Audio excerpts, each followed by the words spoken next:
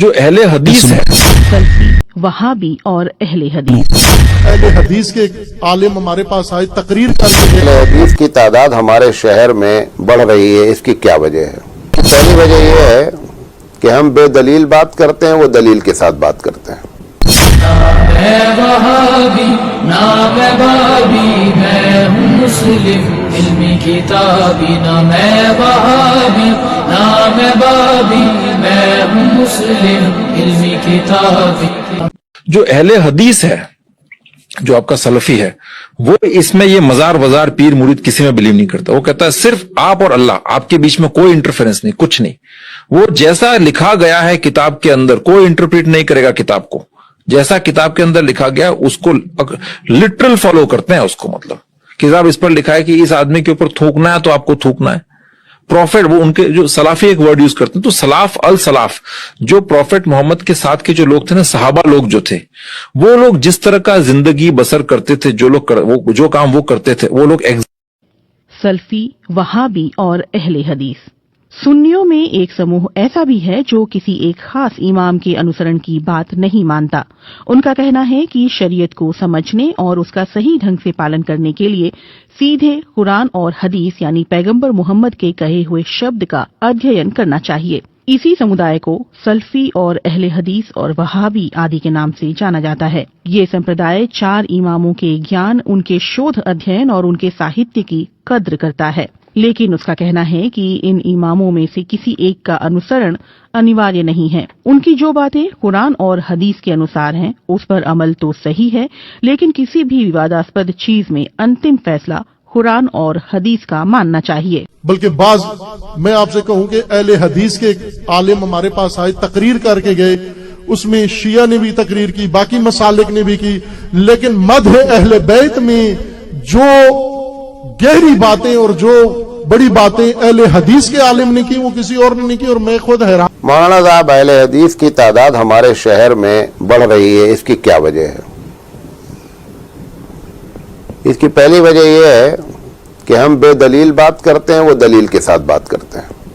پہلی وجہ ہمارے ہاں مدارس میں ہم کو فقہ پڑھائی جاتی ہے اور حدیث سے دلیل نہیں دی جاتی ہے، یہ بنیادی وجہ ہے۔ سر، اہل حدیث جس طرح نبی الاسلام کو مانتے ہیں نا، اس طرح اور کوئی نہیں مانتا، کیونکہ آپ لوگوں نے تو لوگوں کے بنائے ہوئے امام بنائے ہوئے ہیں۔ اہل حدیث نے اس کو امام مانا ہوا ہے جس کو اللہ نے امام بنایا ہے۔ ما ضل صاحبکم وما غوی۔ اہل حدیث کی آپ کے بزرگوں سے کوئی دشمنی نہیں ہے، وہ جو کچھ کہتے ہیں نبی الاسلام کی محبت میں کہتے ہیں۔ آپ ذرا ان کے قریب ہوں، آپ کو پتہ چلے گا کہ اہل حدیث نے نبی الاسلام کو صحیح مانا ہے، باقی تو صرف نام کے ہی مان رہے ہیں۔ ٹھیک، اس دور میں کتاب و سنت کا اور قرآن و حدیث کا سچا محافظ اگر کوئی ہے تو اے اہل حدیثوں وہ تم ہو۔ کعبے کے رب کی قسم، کتاب و سنت کے سچے علمبردار اگر کوئی ہے تو وہ تم ہو۔ نبی اکرم کی دعوت کے سچے محافظ اگر کوئی ہو تو تم ہو۔ اللہ کی کتاب کو، شریعت محمد کو اپنی اصلی شکل میں اگر کسی نے باقی رکھا ہے تو اہل حدیثوں وہ تم ہو۔